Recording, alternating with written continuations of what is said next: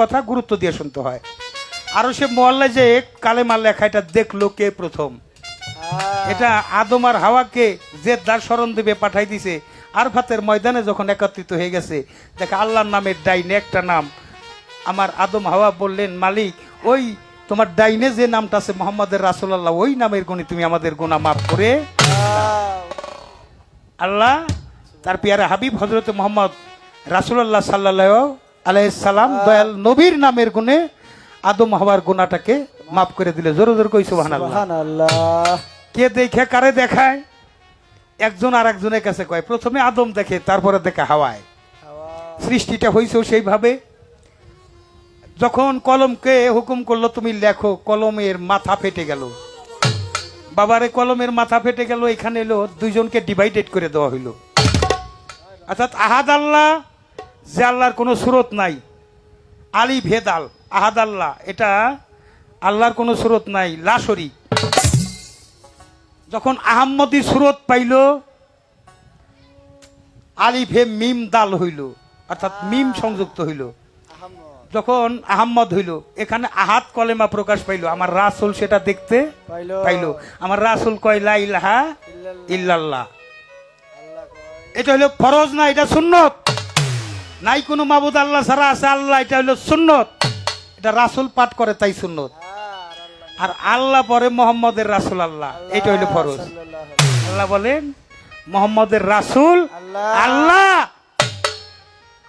রূপ প্রকাশ হইল আহাদ আল্লাহ, আহম্মদ আল্লাহ হইলে মোহাম্মদ আল্লাহ প্রকাশ পাইল। মোহাম্মদ আল্লাহ হইলে মিম হে মিম দাল। এখানে দুইটা মিমের ব্যবহার হয়েছে। একটা মিমের অংশ হইল বাহির, আর একটা হইল ভিতর। এই জন্য কালেমা হইল 24 অক্ষর। 12 অক্ষর হইল বাহিরে, 12 আংলি দম, আর 12 আংলি হইল ভিতরে। এটা ডিভাইডেড হয়েছে। কলমকে হুকুম করছে, কলম এই নামটা লিখতে দেয়, তার মাথা ফাইটে গেছে। কলমের মাথা ফাইটে গেছে, তাই সৃষ্টি হয়েছে কি কালেমার সুরত সৃষ্টি হয়েছে। ওই কালেমার সুরতেই এখনো যদি কলমের ফাতা মাথা না ফাটে, এখনো সৃষ্টি হবে। এই জন্যে আল্লাহ আছে এখানে মোহাম্মদী বডিতে। মোহাম্মদ লিখতে আলিফ নাই, তাহলে আলিফ গেল কই? মিম হি মিম মিম দাল হইল, আলিফ গেল কই? আলিফ হইল আত্মার রূপে এসে আদমের কালবের মধ্যে বসে গেছে। এই জন্য কি সুন্দর খেলা খেলেছে তিনজনা হইয়া মিলন। আলিফ লাম মিমের খেলা জানলি না রে মন, খেলা রয়েছে গোপন। একদিন আলিফ গেল অসুখ হয়ে কানতে লাগিল, এমন সময় মিম আসিয়া দশহর হইল। আলিফ আলিফ বইলা মিমের গেল রে জীবন, 70,000 পর্দার আরে মিম দোস্ত কইত। যেমন নারিকেলের 3টি পর্দা, তার ভিতরে গোপন। অনেকে খুশা টানিয়ে বলে আমি হইয়াছি একজন। নারিকেলের সাথে খুলি বাঁধালাম আলিফের মতন, পানিতে লুকাই আছে সাই নিরান। এজন্য করা যাবে না অপচয়, যে পানিতে মানুষের জন্ম হয়।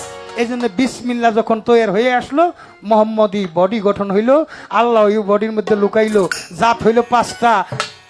এই পাক হইল পাক পাঞ্জাতন। পাক শব্দ তো পবিত্র, পাঞ্জা হইল 5 তন হইল দেহ। আগুন, পানি, মাটি, বাতাস, নূরে ছাপা, ক্ষিতি অপ্তেস মরুদ্ভম। অর্থাৎ এখানে নূরে হইলে নূর নবী, নূর নবী হইল নূরে। বাতাসে মাওলা আলী। এই জন্য বলা হয়েছে আনা মদিনাতুল আলী এলমে বাবহাই, আমি এলেমের শহর। আলী হইল তার দরজা। আমার সাথে যদি দেখা হয় একবার, আলীর সাথে দেখা হবে 2 বার। এই দরজাই হইল এলেমের দরজা। এবার আসেন মা ফাতেমা মাটির অংশ, ইমাম হাসান এটা আগুনের অংশ। ইমাম হাসানকে যখন 20 পানে মারা গেছে, তখন তার দেহটা হয়ে গেছিল কালো। আগুনের রং কি? আগুনের রং হইল কালো। আর মাওলা হুসাইন আলাইহিস সালাম সে হইল পানির মালিক। এই জন্য আমার দয়াল নবী নিজেই বলছে আমি হুসাইনি পন্থী মুসলমান। জোরে জোরে কোন সুবহানাল্লাহ। সুবহানাল্লাহ। এই আহাদ কালেমার 7, 5, 12 আহাদ কালেমার সৃষ্টি। এই যে 2টা চোখ, 2টা কান, 2টা নাসিকাদার, একটা মুখ, কয়টা হইছে?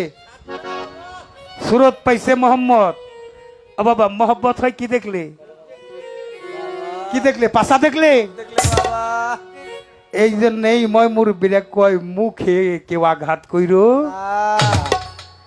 এখানে মহব্বত। এই জন্য রাসূলের একটা শ্রেষ্ঠ ইবাদতের মধ্যে শ্রেষ্ঠ একটা হাদিস রাসূল রেখে গেছেন। সর্বশ্রেষ্ঠ ইবাদত এটা হলে মানুষের সাথে মানুষের ভালোবাসা স্থাপন করা। মানুষও বানাইছে আল্লাহ প্রেমের কারণে, প্রেমের ডুরি বান্ধরে যার যার মুর্শিদের শানে।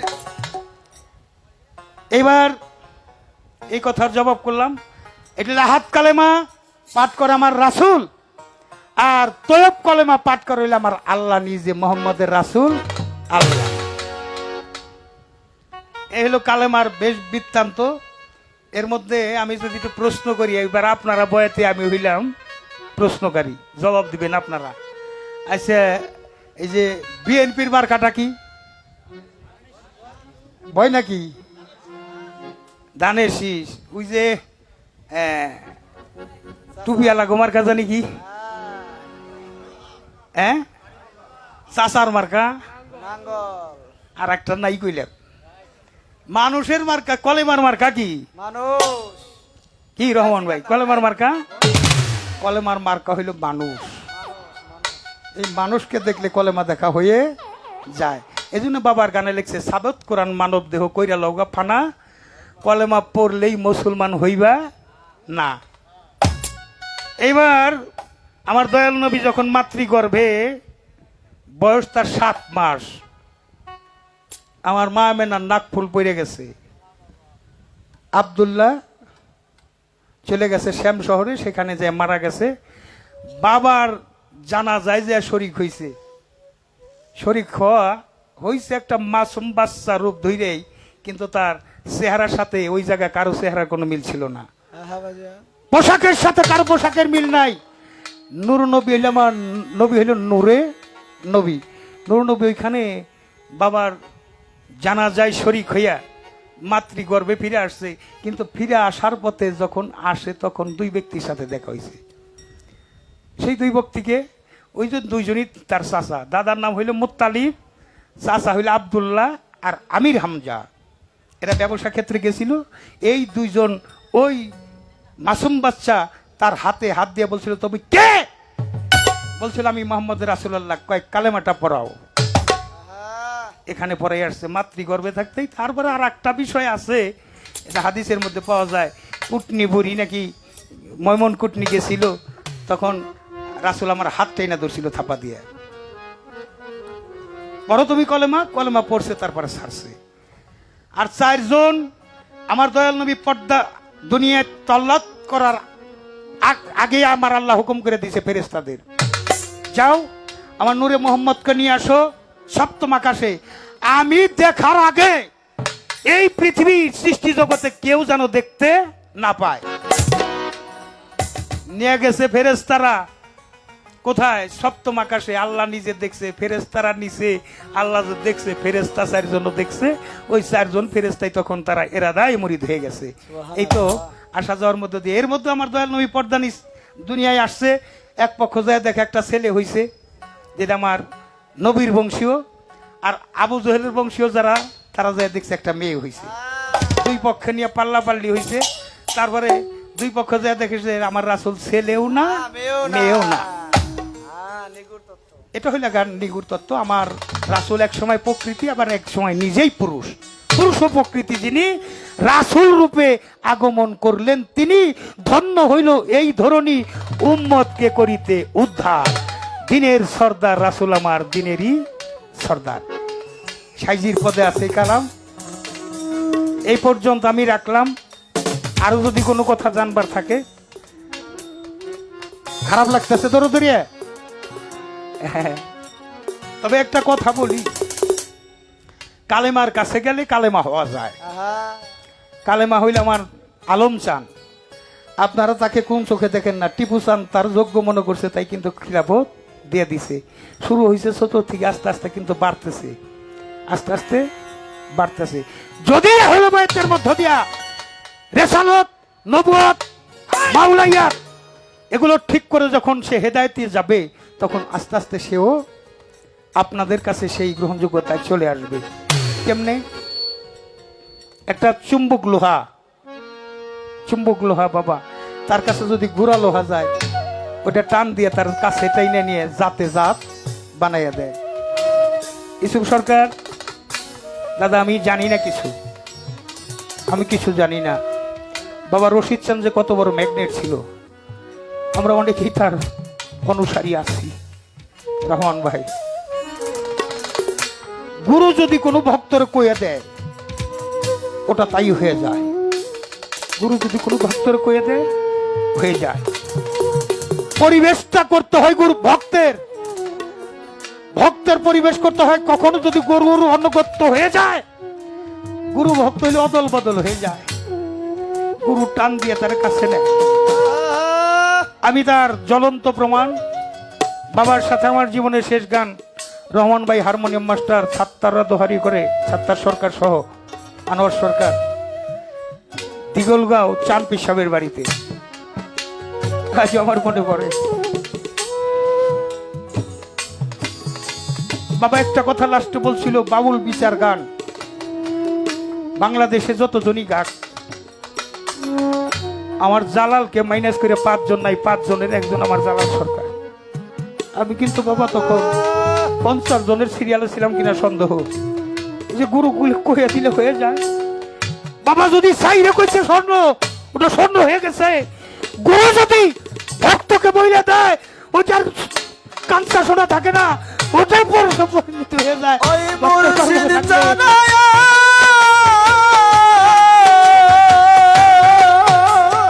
ও টিপু শাহ, মুর্শিদ চরণ অমূল্য ধন, দয়াল চরণ অমূল্য ধন, দিন থাকিতে ভুইল না, লোহারে বানাইছে কাঞ্চা সোনায় আমার টিপু শাহ পরশমণি রে, লোহারে বানাইছে কাঞ্চা সোনা। ওই মুর্শিদ জানায়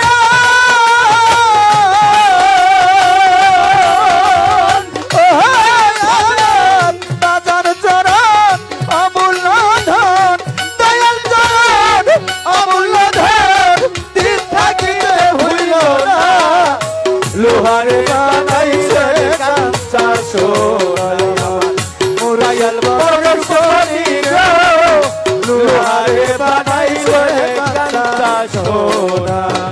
মুর্শিদ নামটি যে করল স্মরণ, ওই আমার রশিদ চান যে করল স্মরণ, টিপু শাহ বিনা দুধে দই পাতিয়া কইরা সে মাখন। এইভাবে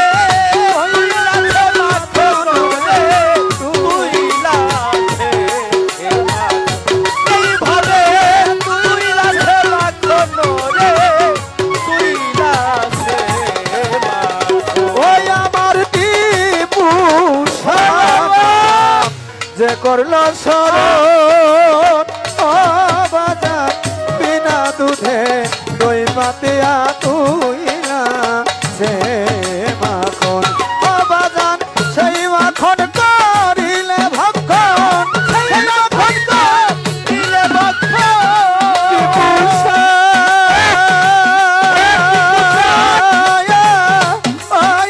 আমার বাজার রে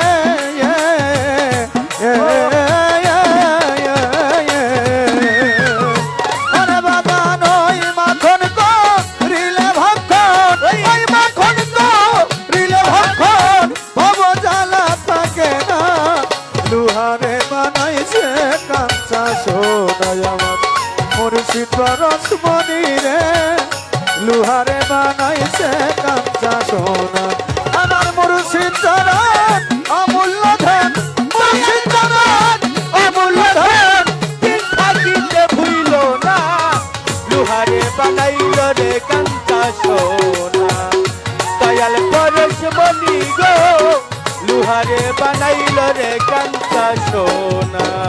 মুর্শিদ নামটি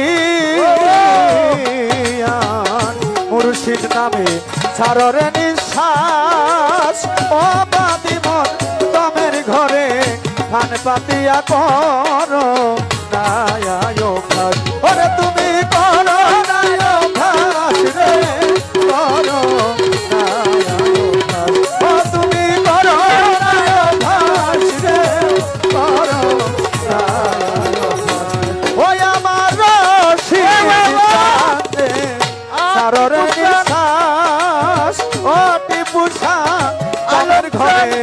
হাত পাতিয়া করো না অভ্যাস ওরে বাজান নিঃশ্বাস করিলে বিশ্বাস বিশ্বাসে করিলে বিশ্বাস নকুল চায় ওই আমার রশিদ চান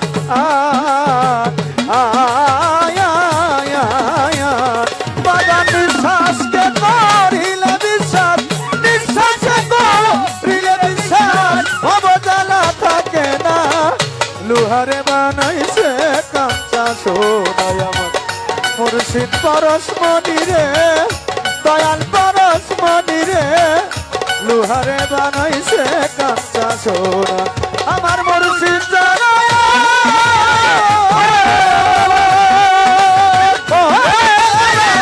মুর্শিদ দয়াল আউলাদ মুর্শিদ দয়াল আউলাদ দিল খাইতে ভুলো না লোহারে বানাইছে কাঁচা সোনা মুর্শিদ পরশমণি রে দয়াল পরশমণি রে লোহারে বানাইছে কাঁচা সোনা আমার ঈদ বাগানে বাজার যার ফুটাছে ফুল ও বাজার মন ভমরা ফুলের গন্ধে হয়া সে ফুল ওরে হয়াছে ফুল রে হয়া সে ফুল ওইভাবে হয়াছে ফুল রে হয়াছে ফুল রুত কমলে বাজান ফুটলো নবীন ফুল ফুল ফুলের গন্ধে মন ভ্রমরা হইতেছে এই আকুল ওরে তোরা দেখলে ছবি পাগল হবে ওরে দেখলে ছবি পাগল হবি পোষা ভক্তের জীবন চলার সাথে আরে দেখলে ছবি পাগল হবি আর ঘরে রইতে পারবি না লোহার বানাইতে রে খাটি সোনাই আমার রশিদ খান পরশমণি রে আমার টিপু পরশমণি গো লোহার বানাইতে খাটি সোনা ওই আমার মুর্শিদ জানায়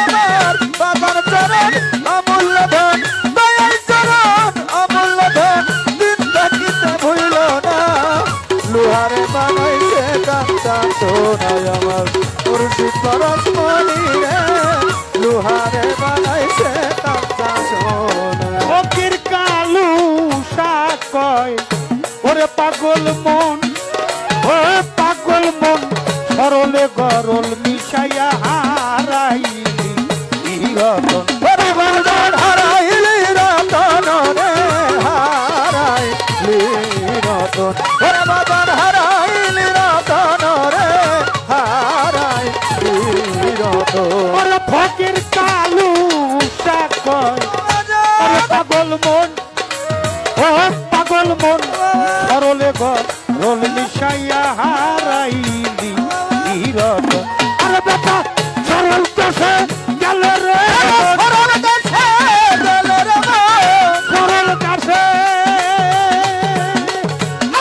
পাগলের সরল কাছে গেল রে তোর পাগলের ভাব থাকে না লোহারে বানাইতে রে কাটি সোনাই আমার টিপু পরশমণি রে আমার আলম পরশমণি রে লোহা লোহারে বানাইলে রে খাটি সোনা মুর্শিদ রতন অমূল্য ধন চরণ অমূল্য ধন মুর্শিদ রতন অমূল্য ধন জীবন থাকতেও হইল না লোহা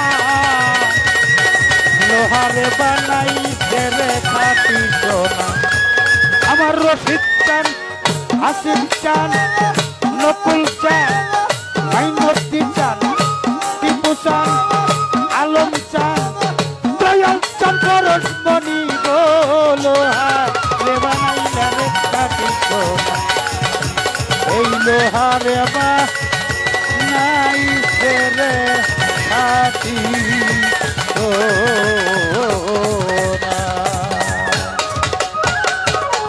জয় গুরু জয় গুরু জয় গুরু